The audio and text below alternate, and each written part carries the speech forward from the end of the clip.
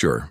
Here's part 1 written in a natural, human, emotionally engaging tone, about 1,400 words formatted as a separate story section, without headings. The language is simple, warm, and cinematic, keeping the audience emotionally invested throughout and suitable for YouTube narration.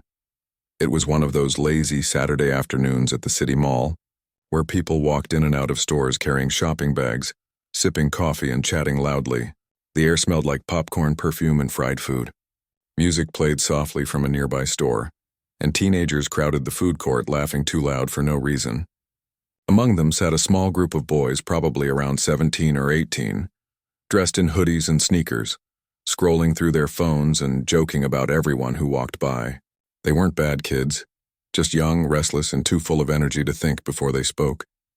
A few tables away, an older man walked slowly toward the coffee stall.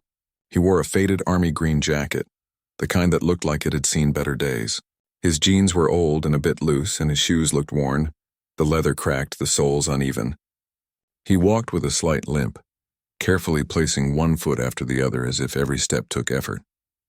Still, there was something dignified about the way he carried himself, quiet, humble, but strong in his own way. He wasn't trying to draw attention, yet somehow he did. The group of teenagers noticed him almost instantly. One of them nudged the other and whispered something, and soon they were all smirking. They started whispering louder, saying things like, "Man, look at those shoes," and, "Dude, my grandpa dresses better than that." Their laughter got louder. A few people around turned to look, but no one said anything. The old man pretended not to hear, his eyes focused on the counter as he fished out a few crumpled bills from his wallet.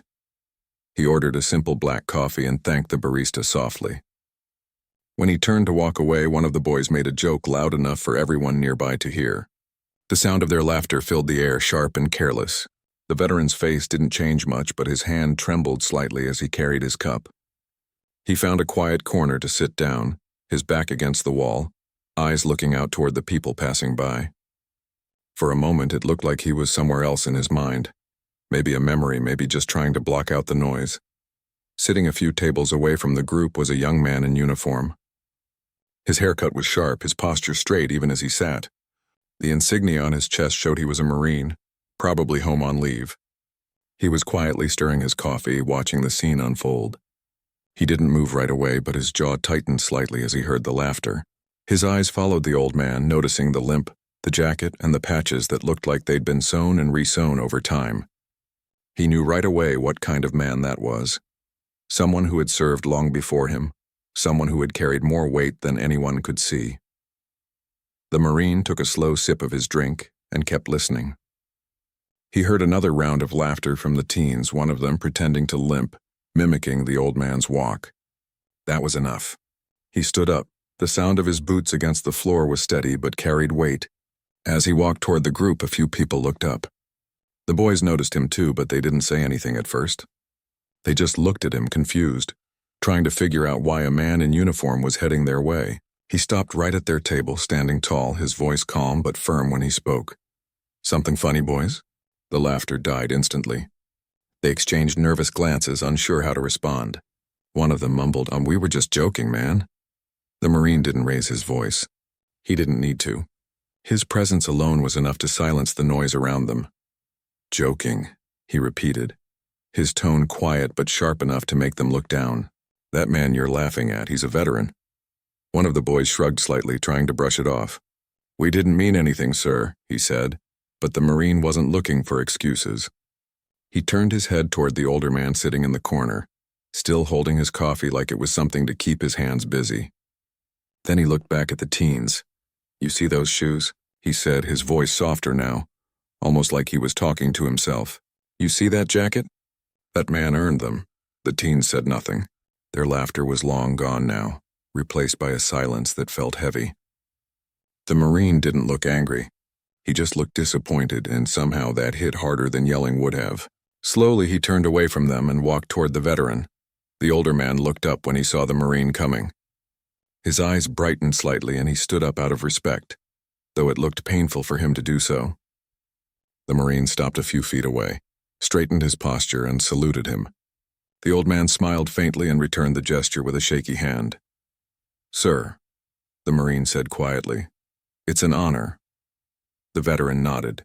"Thank you, son," he replied, his voice low but full of warmth. The Marine then turned his head toward the teens again, who were still watching from their table, looking unsure of what to do. He motioned for them to stand. When they hesitated, he said simply, "On your feet." They stood up awkwardly, not knowing why. The Marine removed his cap and held it to his chest. His next words were soft, but the whole food court could hear them. "This man's shoes," he said, pausing for a second, "have walked through places most of us wouldn't survive a day in. Those shoes have been through rain, mud, fire, and worse. You mocked them because they're old, but they've walked for your freedom." The teenagers didn't move. They just stood there, faces turning red, eyes darting between the Marine and the veteran. People around them had stopped eating, stopped talking. The mall noise seemed to fade away completely. The Marine wasn't shouting, yet every word felt like it reached the heart of everyone listening. He looked at the veteran again. "Sir, if you don't mind," he said gently, "may I sit with you?" The old man nodded, and the Marine pulled up a chair. He set his cap on the table, hands folded, and smiled slightly. The veteran smiled back, a mix of gratitude and quiet pride. For a moment, the two just sat there, not needing to say much. The Marine's respect was clear, and the veteran's humility spoke louder than any words could. Across the room, the teenagers stayed frozen. One of them finally whispered, "Man, I didn't know." The Marine heard it but didn't respond. The veteran looked over at them and gave a small nod, not angry, just tired. There was forgiveness in that look, the kind that comes from someone who's seen too much to hold grudges over small things. A mother sitting nearby whispered to her young son, explaining who veterans were, and the boy listened closely. A man in a business suit put down his phone and clapped softly once, then again. Others joined in, not a loud applause, but a gentle one, the kind meant to show quiet respect. The veteran looked embarrassed but touched. He waved it off, saying softly, "Thank you, but I'm no hero. I just did my job." The Marine smiled. "Sir, heroes always say that." The veteran chuckled faintly and took a sip of his coffee. "You in the Corps?" he asked. "Yes, sir," the Marine replied. "Just got back last week." The veteran nodded slowly. "Then you know what it means." "Yes, sir." "I do." They sat together a while longer, talking quietly. The teens had gone silent, their food untouched, their phones forgotten. They didn't know what to say or do. After a few minutes, the oldest one gathered the courage to walk over. He stood near the table, his hands fidgeting. "Sir," he said softly to the veteran, "I'm sorry for what I said. I didn't mean it." The veteran looked up at him, then smiled gently. "It's all right, son. You're young. Just remember, kindness costs nothing." The boy nodded, his throat tight. He turned to the Marine. "I'm sorry to you too, sir." The Marine nodded back. "Learn from it," he said simply. The teen nodded again, then walked back to his friends. None of them spoke for a long time. The sound of life in the mall returned slowly. People talking, footsteps echoing, the faint hum of music in the background. But for those who had witnessed what happened, something had shifted.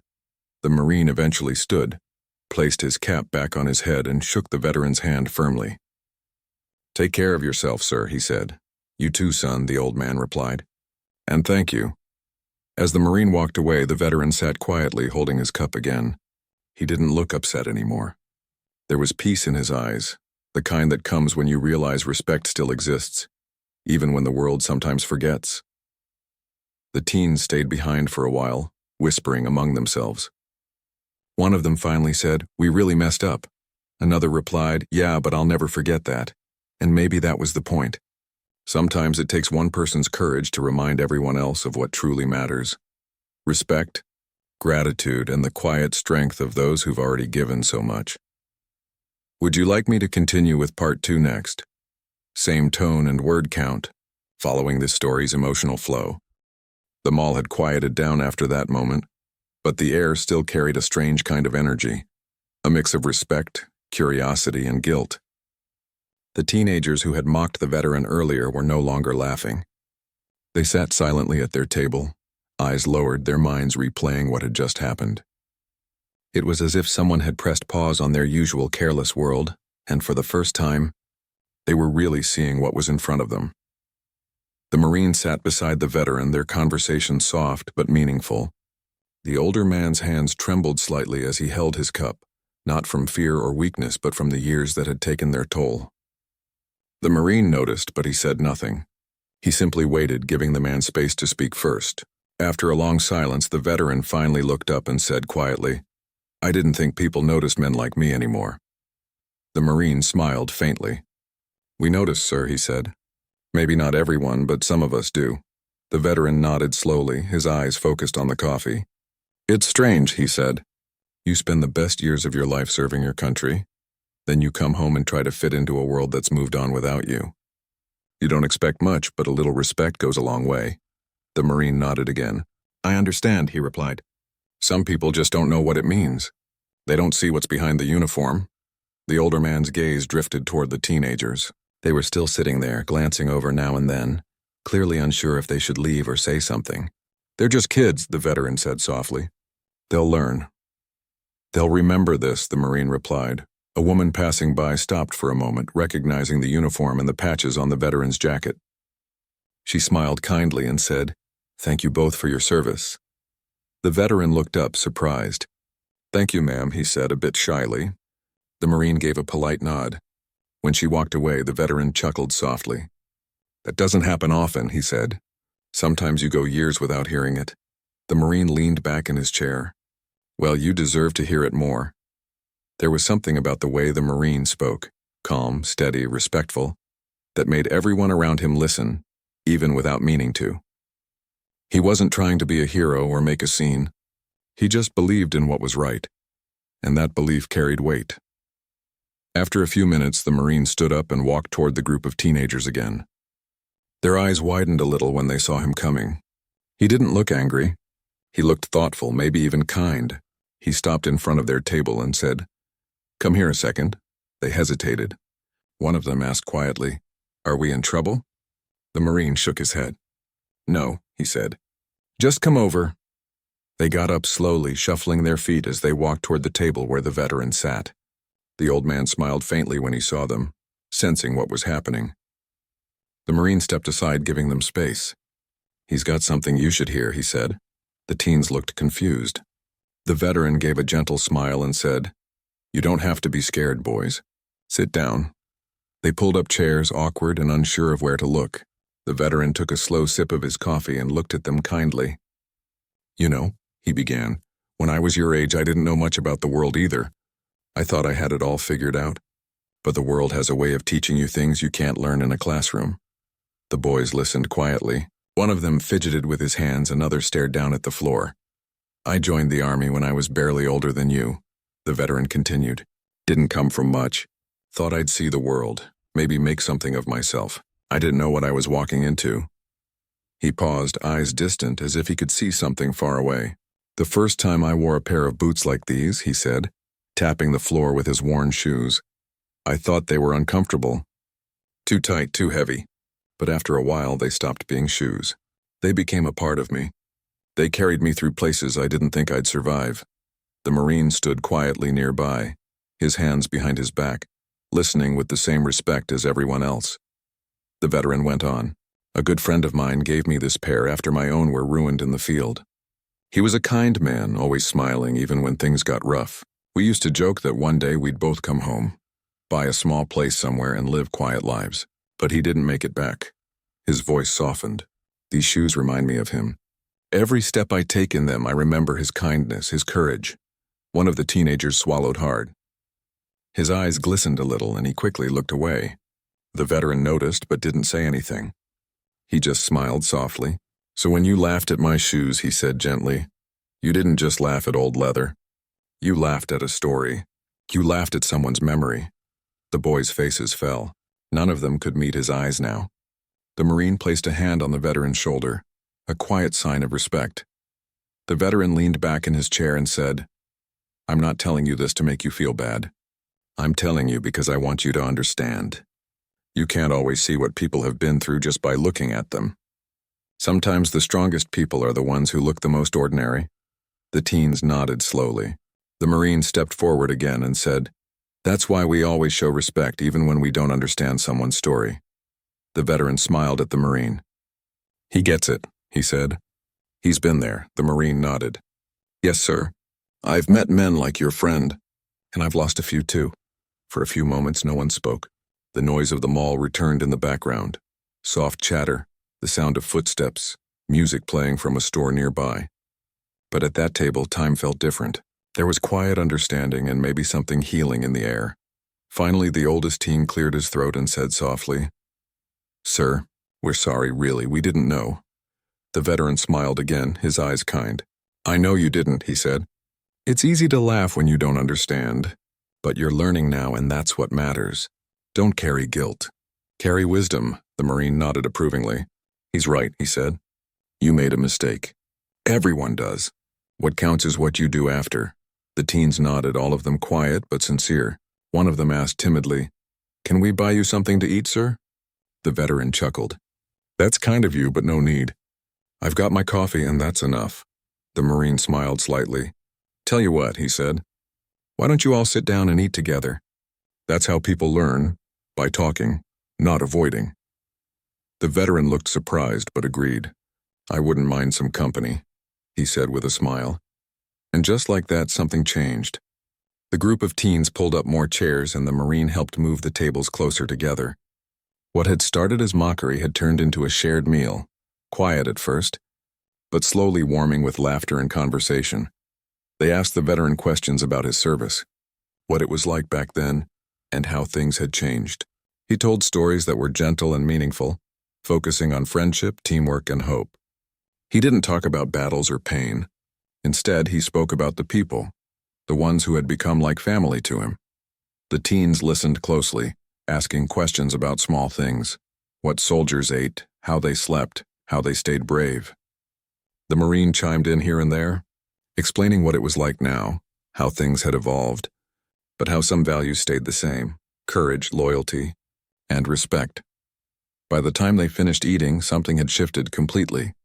The boys who once mocked the veterans' shoes now looked at them differently, as a symbol, not a joke. As they all stood up, one of the teens said quietly, "Sir, I'm really glad we met you." The veteran smiled. "So am I, son." The Marine looked around the table and said, "Remember this day. Respect doesn't cost you anything, but it means everything." They all nodded. The veteran shook each of their hands one by one, his grip surprisingly firm. When he got to the last one, he said, "You're all good kids. Just remember, kindness always wins." They smiled, a little emotional but thankful. As they walked away, the Marine and the veteran stayed behind, finishing their coffee in silence.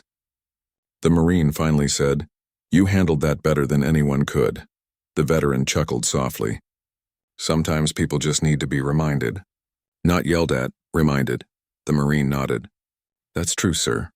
When they stood to leave, the Marine put his cap back on and the veteran looked up at him proudly. "Take care of yourself, son," he said. "You too." "Sir," the Marine replied. As they went their separate ways, people who had seen it all couldn't help but feel something, a small but powerful reminder that respect, when shown at the right moment, can change hearts more than anger ever could. And somewhere in the crowd, those teenagers walked a little slower that day, not out of shame but out of understanding. They had learned something real, something lasting, and they would never look at a pair of worn shoes the same way again. Sure. Here's part 3 of the story, written in a natural human emotional tone, around 1,400 words. The writing continues from where part 2 left off, staying heartfelt, realistic, and respectful. The kind of storytelling that keeps an audience emotionally connected all the way through. The next morning, the veteran woke up earlier than usual. The sun hadn't fully risen yet, but light was already creeping through the small cracks of his curtains. His tiny apartment was quiet, filled with the familiar smell of old wood and instant coffee. He sat on the edge of his bed for a while, stretching his back and rubbing his knees, which always ached when it got cold. There was a calm stillness in the room, but his mind wasn't still. He kept thinking about what had happened at the mall, the laughter, the Marine, the teenagers, and the unexpected moment that turned strangers into people who understood each other. He got up slowly, reached for his old jacket hanging on the back of a chair, and ran his hand over one of the patches. The fabric was rough, the edges frayed. It had been with him through everything. He smiled faintly, then sighed. "Guess you're still doing your job?" he murmured to himself, thinking about how that jacket had somehow helped teach a few kids a lesson yesterday. After pouring himself a cup of coffee, He walked over to the window. Outside, the street was waking up. Buses rolling by, people heading to work, a man jogging with his dog. He thought about how different life felt compared to the years he had spent overseas. Back then, every morning began with orders, voices, and the sound of boots. Now it began with silence. Sometimes he missed that sound. Not the noise of war, but the rhythm of having a purpose. Later that day, he decided to go for a walk downtown. He always carried a small coin in his pocket, one he had kept since his last tour. It was from a friend, a token they had exchanged for luck. He rubbed it with his thumb whenever he felt lost or needed to gather his thoughts. When he reached the same mall from the day before, he didn't plan to go inside, but something drew him in. Maybe curiosity. Maybe the simple comfort of being around people again. The food court was quieter this time, mostly parents with small children and older folks reading newspapers. He walked past the same coffee stall and smiled when the barista recognized him. "Good to see you again, sir," she said kindly. "Black coffee, right?" "That's right," he said with a nod. "You remember?" "Of course," she said with a smile. "A lot happened here yesterday. People are still talking about it." He chuckled. "I figured they might." He took his coffee and found a seat in the same corner as before. He sat quietly, letting his mind drift, when a familiar voice came from behind him. "Sir, I hoped I'd see you again." He turned and saw the Marine, dressed casually this time, jeans, a plain t-shirt, but still carrying that same sharp posture. "Well, look who's here," the veteran said with a warm smile. "I didn't expect to run into you again." The Marine grinned. "I come here sometimes when I'm home. That coffee place has been my go-to for years." They shook hands and the Marine sat down across from him. "I just wanted to thank you," the Marine said sincerely, "for what you said yesterday. I think those kids learned something they won't forget." The veteran smiled. "You did most of the teaching. I just filled in the gaps," the Marine chuckled. "Maybe, but you reminded me of something too." "Oh yeah? What's that?" the veteran asked, raising an eyebrow. "That every generation owes something to the one before," the Marine said. "Sometimes we forget that." The veteran nodded slowly. "That's true," he said. "But every generation has its battles. Some you fight on a field, some you fight in your heart." They sat quietly for a moment, the kind of silence that feels comfortable between two people who understand each other, without needing many words. Then the Marine leaned forward slightly. "Can I ask you something, sir?" "Go ahead. That pair of shoes you're wearing, when are they really from your friend?" The veteran looked down at them, his expression softening. "They are," he said quietly. "He gave them to me just before we went on a mission. Mine had been torn up pretty bad." He said, "Take mine. I'll get another pair later." But later never came. The Marine's eyes lowered. "I'm sorry," the veteran shook his head. "No need to be. He made his choice. We all knew the risks. That's the thing about serving. It's not about being brave all the time. It's about showing up even when you're scared." The Marine nodded slowly, taking in every word. The veteran continued. "When I got back, I couldn't bring myself to throw these away. They remind me of the kind of man I want to be. Every scuff, every tear. It means something." The Marine smiled faintly. "I get that. I've got an old pair of boots I can't get rid of either. People don't understand. They think it's just gear, but it's more than that." "Exactly," the veteran said. "It's the memories that come with it." Just then, a small group of people nearby recognized the Marine. A young boy, maybe 10 years old, walked up shyly and said, "Excuse me, sir. Are you in the Army?" The Marine smiled. "I'm a Marine," he said kindly. The boy's eyes widened. "Wow, my grandpa was in the Army too." The Marine grinned. "Then your grandpa's a hero." The boy looked at the veteran sitting beside him. "Are you a soldier too?" The veteran nodded. "I was, a long time ago." The boy smiled proudly. "That's cool. Thank you." Both men smiled, and the boy's mother thanked them before leading him away. When they were gone, the veteran said quietly, "See that right there? That's the hope. Kids like him. If they learn early, the world stays decent." The Marine nodded. "You're right. That's what makes all of it worth it." They talked for a long while, about discipline, service, and how life changes after you hang up the uniform. The Marine shared how strange it felt adjusting to civilian life again, how people didn't always understand what it was like to come home and not feel at home anymore. The veteran listened closely. That never goes away, he said softly. But you find new missions, little ones. Sometimes it's just helping someone understand. Sometimes it's a conversation like this. The Marine looked at him, realizing he was right. A little later, as they were finishing their coffee, one of the teenagers from the day before walked up. His head was lowered, but his voice was steady. "Sir," he said to the veteran, "I wanted to thank you again for talking to us yesterday. We've been thinking about it all night." The veteran smiled kindly. "I'm glad to hear that, son. I actually told my dad what happened," the teen continued. "He's a firefighter. He said you're right. People forget what others go through to keep them safe. He said I should come and tell you thank you again properly." The Marine nodded approvingly. The veteran's eyes softened. "You've got a good father," he said. "And you're a good young man for coming back here." The boy smiled a little, then turned to the Marine. "And thank you too, sir. You made me think about what respect really means." The Marine extended his hand and the boy shook it firmly. "You're welcome," he said. "Just remember, a real strength isn't about looking tough. It's about doing what's right." The boy nodded. "Yes, sir." Then he walked away, leaving the two men watching him go. The Marine chuckled quietly. "Looks like you started something, sir." The veteran smiled, eyes shining faintly. "Maybe. Or maybe the world just needed a little reminder." They sat there for a few more minutes before the Marine looked at his watch. "I've got to get going," he said. "Base meeting later today." The veteran nodded. "Of course. You've got duties." The Marine stood and adjusted his cap. "You take care of yourself, sir." The veteran stood too, though slower. "You too, son." They shook hands again, firm, steady, full of respect. The Marine gave one last salute before walking away. The veteran watched him go, pride and gratitude written across his tired face. When the Marine disappeared into the crowd, the veteran turned back to his coffee, thinking quietly to himself. He didn't feel invisible anymore. Somehow, through that one encounter, the world had reminded him that decency still existed, that kindness still found its way back to those who had given so much. Outside, the afternoon sun poured through the glass, lighting up his face. He smiled softly and whispered under his breath, "Guess some battles are still worth fighting, just in a different way." And as he got up to leave, his old shoes squeaked slightly against the floor, worn, weathered, but still walking strong, carrying not just memories of the past, but proof that even the smallest moments of respect can change people forever.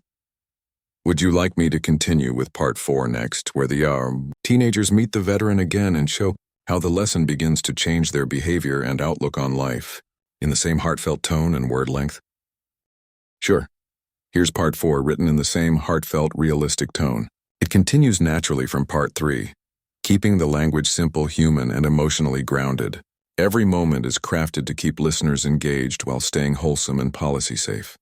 A few weeks passed after that day at the mall, but the memory stayed fresh in the teenagers' minds. What had started as a careless moment of laughter had turned into a lesson they couldn't forget. They found themselves talking about it often, not in shame anymore, but in quiet reflection. Each of them had changed in small ways, subtle but real. One of the boys, the oldest in the group, had started helping his grandfather more at home. His grandfather was also a veteran, though he rarely spoke about it. Before, the boy never really thought much about what his grandfather had lived through, but now he saw him differently. When he noticed the old man's worn shoes by the door one morning, he paused for a moment. They reminded him of the veteran at the mall, the same quiet strength, the same history hidden behind tired eyes. That weekend, he told his friends they should try to find the veteran again. "We owe him more than just an apology," he said. "We should check on him. Maybe take him out for coffee or something." The others agreed. It wasn't about guilt anymore. It was about gratitude, and a sense that they still had something to learn from him. So the next day, they went back to the mall.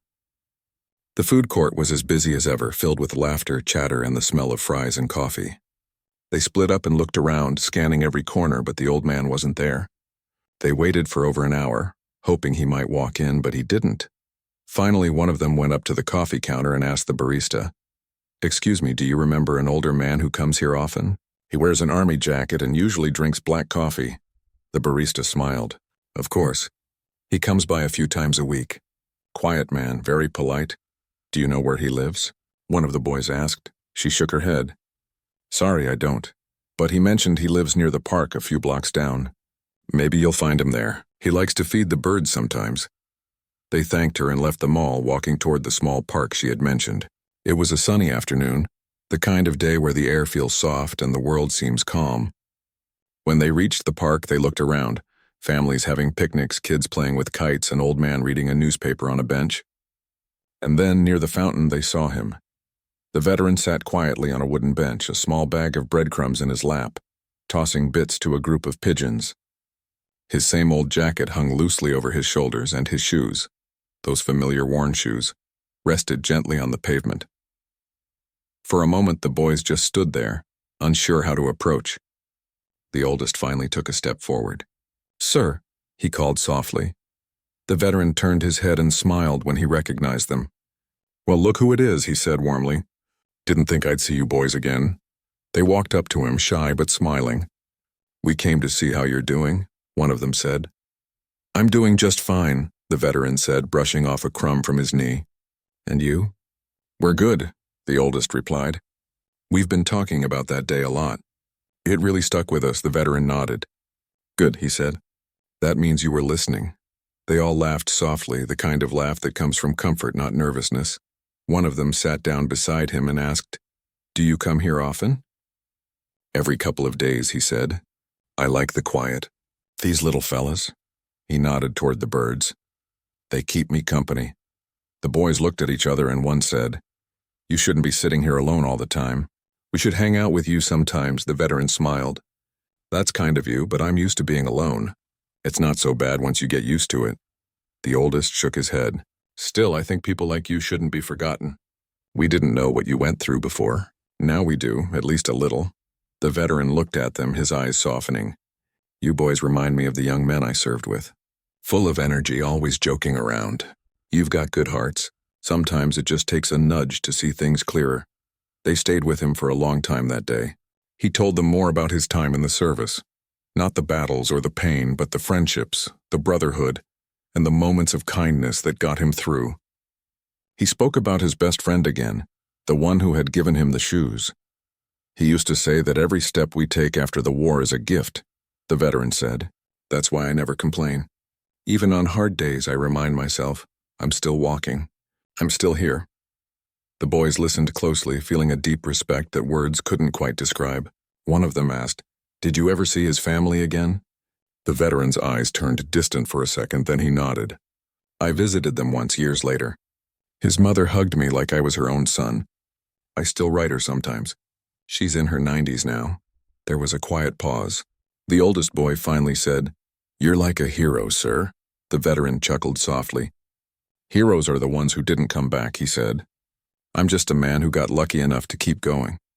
They sat with him until the sun started to dip behind the trees, painting the park in golden light. When it was time to leave, the boys promised they'd come back and visit again. "Bring some bird food next time," the veteran said with a grin. "These pigeons expect treats now."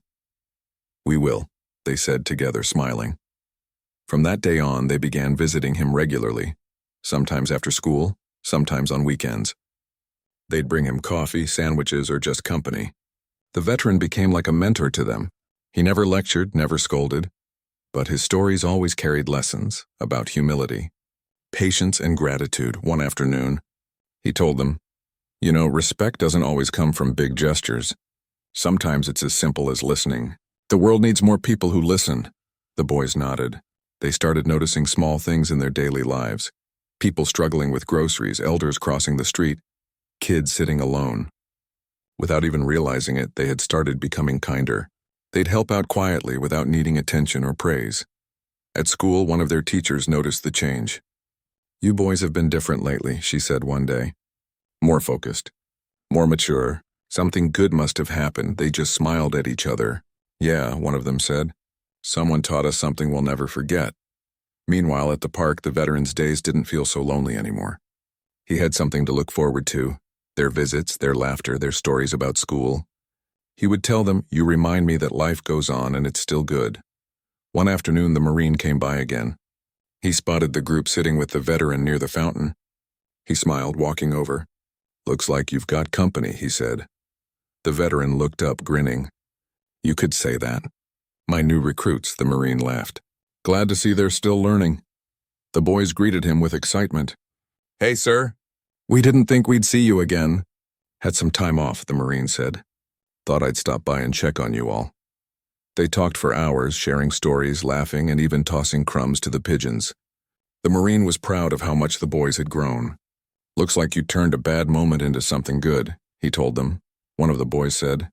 We just needed someone to show us how. The veteran looked at the Marine, then at the boys. Sometimes that's all it takes. One person doing the right thing at the right moment. The sun began to set again, bathing the park in soft orange light. The Marine stood up, brushed the dust off his jeans, and saluted the veteran. The boys stood too, instinctively straightening their posture out of respect. The veteran smiled, returning the salute with his trembling hand. Once a Marine, always a Marine, he said warmly. Always, the Marine replied. Before leaving, he looked at the boys. You take care of this man. He's a treasure. They nodded firmly. We will, sir. After the Marine left, the veteran sat quietly, watching the birds flutter away into the golden sky. He turned to the boys and said softly, You see, life has a funny way of connecting people.